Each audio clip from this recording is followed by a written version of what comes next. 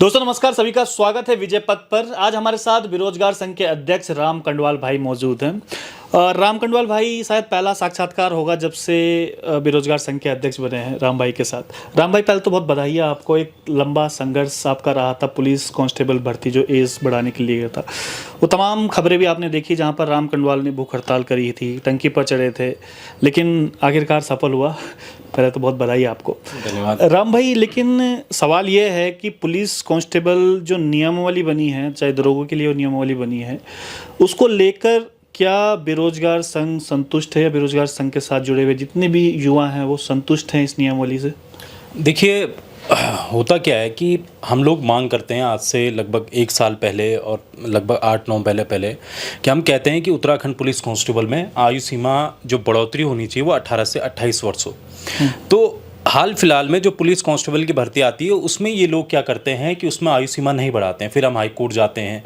तो high court में फिलहाल ये मामला भी है, लेकिन इस बीच कल ये क्या करते हैं कि एक सिपाही लेवल की नई एक नियमावली जारी करते हैं। उस नियमावली में दरअसल ये है कि उसमें पुलिस कांस्टेबल की तो इन्होंने बढ़ा दी, लगभग उसमें 18 से 25 साल कर दी, जो 18 से 22 हुआ करती थी। अच्छा। यानी कि 3 साल की इन्होंने छूट दे दी।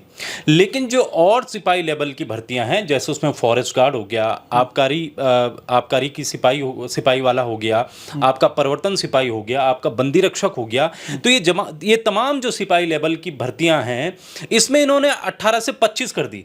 जबकि आपका बंदी रक्षक 18 से 35 हुआ करता था। अच्छा। आपका फॉरेस्ट गार्ड 18 से 28 हुआ करती थी।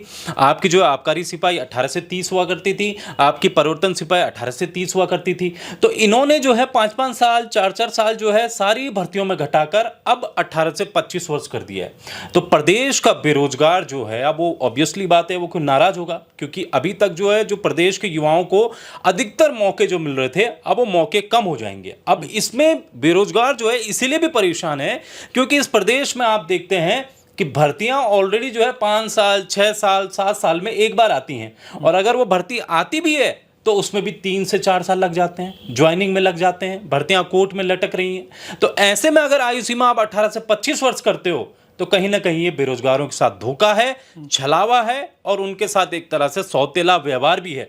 अब मैं सौतेला व्यवहार क्यों कह रहा हूं? सौतेला व्यवहार इसलिए कह रहा हूं कि हमने इस प्रदेश के जो हमारे आंदोलनकारी थे, जिन्होंने इस प्रदेश का गठन किया, उन्होंने क्यों किया इस प्रदेश का गठन? क्या हमारे युवाओं के साथ ऐसा अन्याय करेंगे ये लोग? अगर आप उत्तर प्रदेश में देखेंगे तो उत्तर प्रदेश में वन विभाग में 18 से 40 वर्ष आयु सीमा है। अच्छा। सिपाही में, वन विभाग में, और यहां पर ये 18 से 25 कर रहे हैं। तो इससे बड़े तो हमारे लिए फिर उत्तर प्रदेश ही था। हमारे जो प्रदेश के युवा थे वो वहीं थे। आबकारी सिपाही में आप देखेंगे, आबकारी सिपाही में उत्तर प्रदेश में 18 से 40 वर्ष है, लेकिन यहां पर कितनी कर दी? 18 से 25 वर्ष कर दी। तो नाराज कौन होगा? नाराज ये उत्तराखंड का युवा ही तो होगा।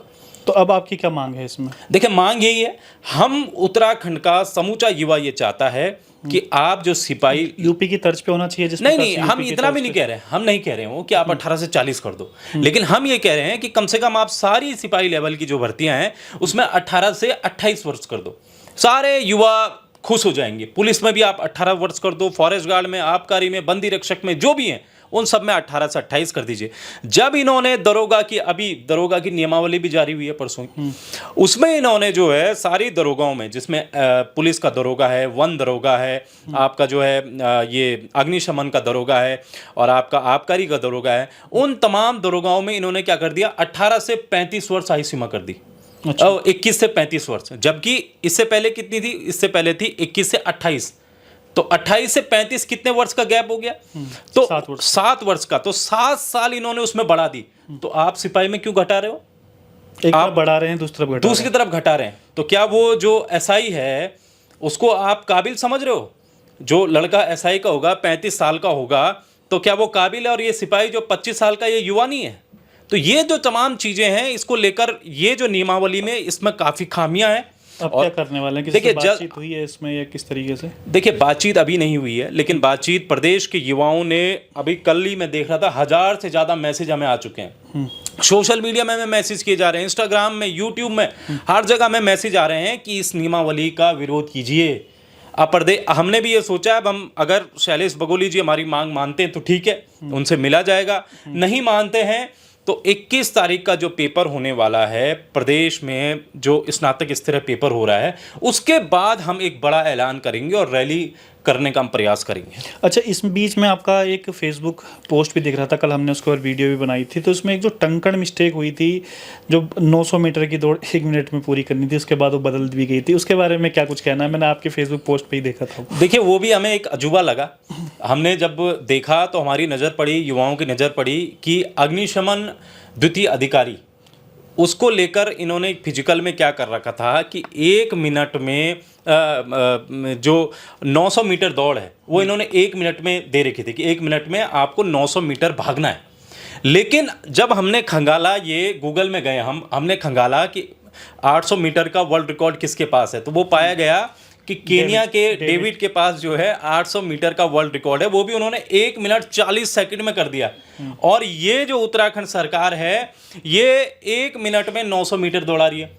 तो हमने डाला, ये काफ़ी वायरल हुआ, आपने भी इसको फिर डाला था, विजय पथ के माध्यम से भी लोगों को पता चला। तो ये और इसके अलावा और क्या क्या परेशानियां आ रही हैं? क्योंकि मैं देख रहा हूं कि आरक्षण के मुद्दे पर भी काफ़ी युवा बोल रहे हैं कि भाई जो जनरल कास्ट के लोग हैं उनके लिए वो आरक्षण नहीं मिल पा रहा है। आप तो काफ़ी गंभीरता से इस विषय पर लगे हुए हैं, इसको लेकर आपका क्या कुछ कहना है? देखिए, बहुत बड़ा मुद्दा है, ये काफ़ी ज्वलंत मुद्दा है इस प्रदेश का। इसमें क्या कुछ टेक्निकल खामियां हैं, थोड़ा वो भी समझना चाह रहे हैं। मैं थोड़ा वो भी बता देता हूँ। देखिए, बेसिकली दो तरह के आरक्षण होते हैं, एक होता है हॉरिजॉन्टल और एक होता है वर्टिकल। अब जो हॉरिजॉन्टल आरक्षण है, एक तरह से वो क्षैतिज आरक्षण होता है, और वर्टिकल आरक्षण ऊर्ध्वाधर आरक्षण होता है। अब इस प्रदेश में जो संवैधानिक आरक्षण है, जिसको ऊर्ध्वाधर आरक्षण बोलते हैं, उसमें 4 कैटेगरी दे रखी हैं, SC, ST, OBC और आपका EWS। अब इन चारों कैटेगरी को मिलाकर टोटल जो आरक्षण होता है वो होता है 47%। अब जनरल के लिए कितने बच गए? 53%। मतलब 100 टोटल, अगर 100 देखेंगे आप तो 47% इनके लिए दिया गया है। लेकिन जो इसके अतिरिक्त एक और आरक्षण दिया जाता है, वो होता है क्षैतिज आरक्षण। अब क्षैतिज आरक्षण में आप देखेंगे कि इस प्रदेश में महिलाओं को 30% आरक्षण दिया जा रहा है, पूर्व सैनिकों को 5%, दिव्यांग को 4%, स्वतंत्रता सेनानी 2%, अनाथ ले लीजिए आप 5%, अग्निवीर 10%, खिलाड़ी 4%, उत्तराखंड आंदोलनकारी 10%, आपका वर्दीधारी होमगार्ड 10%। तो अगर आप ये टोटल जो क्षैतिज आरक्षण देखेंगे तो ये कुल मिलाकर 70% हो गया है। और जो आप वर्टिकल जो संवैधानिक आरक्षण है वो 47% हो गया है। अगर इन दोनों को आप मिलाकर देखेंगे तो ये 107 के लगभग ये आरक्षण हो चुका है। अच्छा, तो आप समझ सकते हैं इसमें सबसे बड़ी दिक्कत क्या हो रही है। तो इसमें जो जनरल का किस प्रकार से फाइट करता है? अब मैं वही आपको कह रहा हूं कि अगर मान लीजिए 100 वैकेंसी आ रही है, अब 100 वैकेंसी आ रही है तो उसमें आप जो है 19% जो आरक्षण होगा वो तो SC में जाएगा ही जाएगा, आपका ST में 4% जाएगा, आपका OBC में 14% जाएगा, आपका EWS में 10% जाएगा। अब आप क्षैतिज आरक्षण में आ जाइए, क्षैतिज आरक्षण में वही 100 सीटों में से 30%, कुछ परसेंट जो है 30% कहाँ जाएगा? महिलाओं में जाएगा, पूर्व सैनिकों में जाएगा, दिव्यांगों में जाएगा। इसका सॉल्यूशन क्या है? आज जो दर्शक हमें देख रहे होंगे वो सॉल्यूशन की तरफ भी जाना चाह रहे हैं। हम ये चाहते हैं कि आने वाले समय में इस प्रदेश में क्षैतिज आरक्षण वोट बैंक की भेंट ना चढ़े। सबसे ज्यादा नुकसान तो जो जनरल छात्र हैं उनका होता है। जनरल के छात्र भी हैं और जो एक तरह से वर्टिकल जो संवैधानिक अधिकार वाले हैं, SC ST, उनसे भी सीटें काटी जा रही हैं। मतलब ये जो 19%, 4%, 10% इनको मिल रहा है, तो इनकी सीटें भी कट रही हैं, नेक्स्ट सवाल पे आते हैं। एक सिलेबस को लेकर बहुत सवाल आ रहे हैं कि सिलेबस बाहर से आ रहा है, किस प्रकार की शिकायतें आप? देखिए, शिकायतें बहुत आ रही हैं। उसमें जैसे वन दरोगा का भी एग्ज़ाम हुआ था, उसमें भी काफ़ी आउट ऑफ सिलेबस था। आपका भी पुलिस कांस्टेबल का एग्ज़ाम हुआ तो उसमें भी काफ़ी बच्चों की शिकायत थी कि इसमें काफ़ी टफ क्वेश्चन पूछे गए। मतलब ऐसे क्वेश्चन पूछे गए जो DSP लेवल के क्वेश्चन होते हैं, जो PCS लेवल के क्वेश्चन होते हैं। हाल फिलहाल में सहायक लेखाकार का पेपर भी हुआ, उसमें भी बच्चों की शिकायत आई कि ये भी जो है आउट ऑफ सिलेबस आ रहा है। उनमें क्या नॉर्मलाइजेशन हो रहा है? नहीं, नॉर्मलाइजेशन नहीं है, वो तो खत्म हो गया था पहले ही। अच्छा। लेकिन ये जो सिलेबस के नाम पर ये कुछ भी प्रश्न अब बना रहे हैं, दे रहे हैं, तो उससे जो है बच्चे परेशान हो रहे हैं। और परेशान होना लाजमी भी है, क्योंकि बच्चा कुछ और पढ़ रहा है, उसको बताया कुछ और जा रहा है और पेपर में कुछ और आ जा रहा है, out of syllabus. Out of syllabus आ जा रहा है। तो इसके खिलाफ भी हम कई बार आयोगों के अध्यक्ष से भी मिले हैं। नहीं, पहले भी हमने देखा था कि इस प्रकार से जब क्वेश्चन आते थे तो बाद में उसको नॉर्मलाइजेशन करके ठीक कर दिया जाता था। बिल्कुल, उसके बाद काफी विरोध हुआ था इसका और फिर नॉर्मलाइजेशन इन्होंने हटा दिया था। तो अब वो हट गया, अब एक ही शिफ्ट में एग्जाम होते हैं और उस एग्जाम में, पर ये बड़ा सवाल है कि आउट ऑफ सिलेबस आ रहा है, बच्चा जो पढ़ रहा है वो नहीं आ रहा है।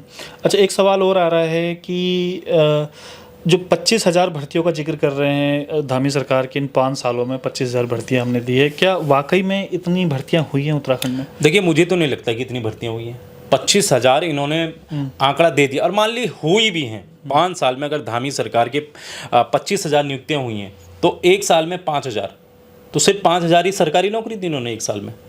तो ये भी एक तरह से गंभीर सवाल है। जो मोदी जी पूरे देश में 2 करोड़ नौकरी की बात कर रहे थे, कम से कम हमारे प्रदेश में जो है कम से कम एक साल। आपका डेटाबेस क्या कहता है? हमारा डेटाबेस ये कह रहा है कि इस प्रदेश में अभी 70,000 पद रिक्त हैं।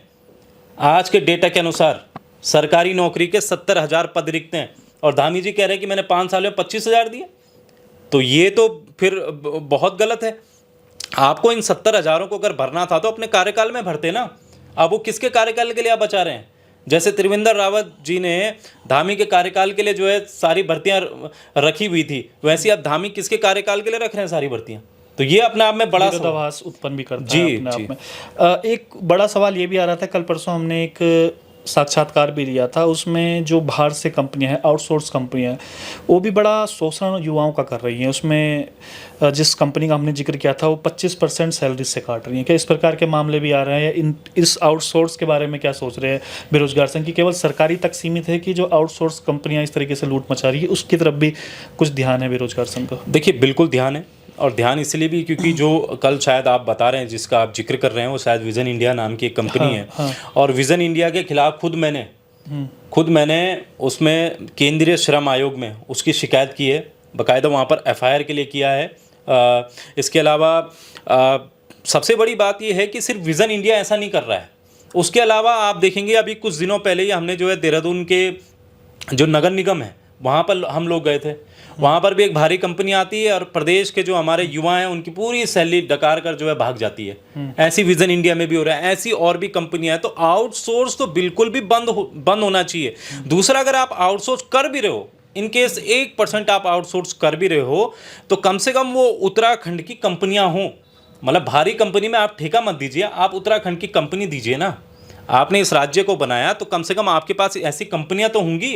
तो ये सारी चीज़ें, तो आउटसोर्स के खिलाफ हम खिलाफ हैं और खिलाफ रहेंगे उसके। अभी कौन कौन सी भर्तियां और पेंडिंग हैं? क्योंकि काफ़ी मैसेज भी आते हैं कि इन भर्तियों के बारे में भी आप जिक्र कीजिए, या किस किस के अभी तक रिजल्ट आने बाकी हैं, आपके नॉलेज में होंगे? देखिए, सबसे ज़्यादा जो परेशान है इस वक्त वो एक तरह से जो डिप्लोमाधारी युवा हैं वो सबसे ज़्यादा परेशान है। अगर आप देखेंगे तो JEE और AE की भर्ती को आए हुए 4 साल हो चुके हैं, लेकिन अब तक भर्ती नहीं आई है। बच्चे बहुत परेशान हैं। आज मुझसे कई बच्चे आज मिल के गए थे। इसके अलावा आप देखेंगे कि जो सिंचाई विभाग में नलकूप और ये सींचपाल की भर्ती है, इसमें 800 पद आयोग पहुंच चुके थे। सिंचाई और सींचपाल और नलकूप के 800 पद आयोग पहुंच चुके थे, लेकिन होता क्या है कि वहाँ से मंगा दिए जाते हैं और आज इन्होंने ये पद ख़त्म कर दिया। और जब हम अंदर जाते हैं और हम बोलते हैं कि भाई आपने पद क्यों ख़त्म किए, तो कह रहे हैं हम ठेके में इन पदों को दे रहे हैं। तो बताइए आप, फॉरेस्ट गार्ड के अभी 600 पद आयोग के अध्यक्ष कह रहे थे कि फॉरेस्ट गार्ड के 600 पद हैं, लेकिन आज जो है फॉरेस्ट गार्ड के 42 पद हो रखे हैं। तो ये अपने आप में काफ़ी शर्म की बात है। LT के बच्चे पिछले लगभग जो है 400 दिनों से आपका शिक्षा विभाग के बाहर धरने पर बैठे हैं। उनके वो अपनी नियुक्ति के लिए तरस गए। कभी धन सिंह रावत के पास वो चक्कर काट गए, धामी जी के पास मिल गए, इतनी रैलियां उन्होंने कर दी हैं, लेकिन अब तक उनको नियुक्ति पत्र नहीं मिले। और फिर धामी जी कह रहे हैं कि मैंने 25,000 नौकरियां दे दी। कहीं अभी पेंडिंग है रिजल्ट अभी काफ़ी पेंडिंग है। आपका PCS का 2023 का रिजल्ट पेंडिंग है। आपका जो है कहीं IT लेवल के एग्ज़ाम पेंडिंग है। तो उन तमाम चीज़ें हैं जो अभी जो है आयोग जिन पर ध्यान नहीं दे रहा है। राम भाई, आप तो काफ़ी समय से बेरोजगार संघ में हैं। पहले से जिस समय हाकम सिंह के टाइम से जब खूब लगातार भर्तियां लीक हो रही थी, और आज के समय में कितना सुधार आया है, किस तरीके से आप देखते हैं इन चीज़ों को?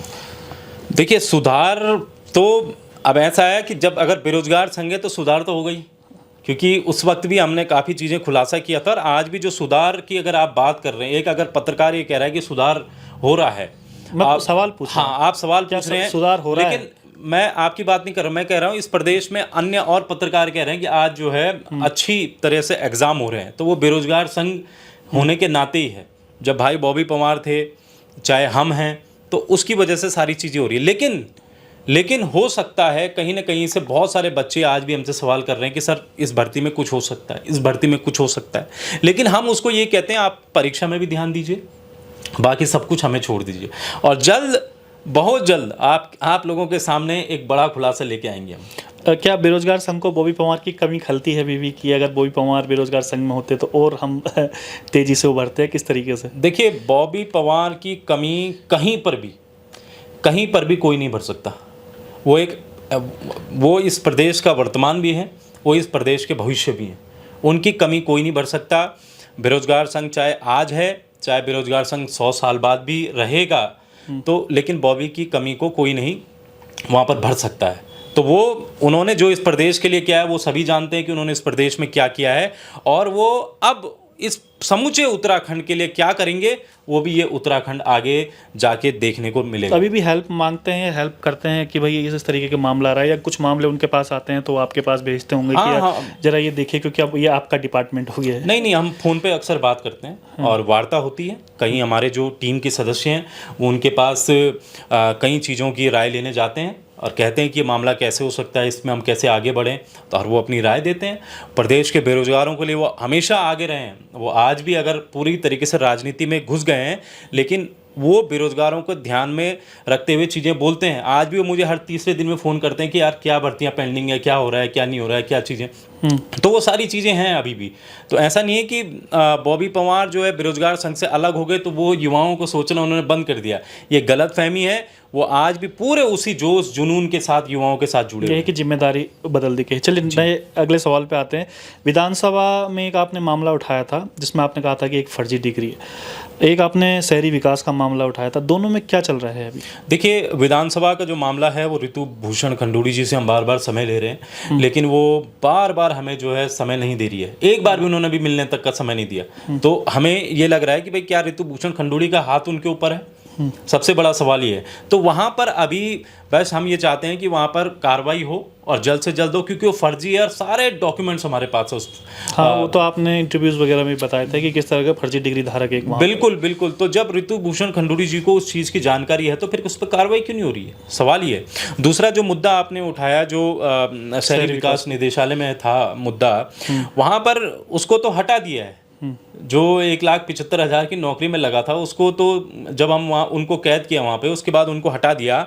लेकिन जो असली गुनहगार थे उनको लगाने के, जैसे जो टिहरी की अभी बनी है निकिता खंडेलवाल जी, जो उस विभाग की उस समय हेड हुआ करती थी, तो एक तरह से हमने तो जो चुनाव आयोग था उससे भी सवाल पूछे थे कि आप जो है निकिता खंडेलवाल जी से भी सवाल पूछिए, क्योंकि इनकी जिम्मेदारी थी, इनके उसमें सिग्नेचर थे। बिना निकिता खंडेलवाल जी के ये सब कैसे हो गया? तो आज भी हमारी वो मांग है कि निकिता खंडेलवाल जी पर भी कुछ ना कुछ नोटिस तो उन्हें जाए। चलिए, बहुत बहुत धन्यवाद आपका बात करने के लिए। तो ये हमारे साथ राम कटवाल भाई थे। लगातार बेरोजगार संघ का एक इतिहास रहा है पूरे उत्तराखंड में। हमने वो समय भी देखा है जिस समय लगातार भर्ती पेपर लीक हुआ करते थे और लगातार हम आपको उस समय अपडेट भी किया करते थे कि किस तरीके से भर्तियां लीक हो रही। लेकिन वो सिलसिला लीक का भले ही थम गया हो, लेकिन जो गलतियां लगातार हो जा रही हैं, जो लगातार सिलसिला पहले से ही पेंडिंग रहता हुआ आया है कि भर्तियां कब निकलती हैं और उसके रिजल्ट आते आते कई साल बीत जाते हैं। जिस प्रकार से नियमावली की बात करें, जो पुलिस कांस्टेबल भर्ती में जो नियमावली में फेरबदल हुआ है, उसको लेकर भी एक लंबा संघर्ष राम कंडवाल करा। अब देखते हैं आगे क्या कुछ और संघर्ष रहता है। तो फिलहाल राम भाई, आपका बहुत बहुत धन्यवाद समय देने के लिए। तो आप भी बने रहिएगा विजय पथ न्यूज़ पर। बहुत बहुत धन्यवाद।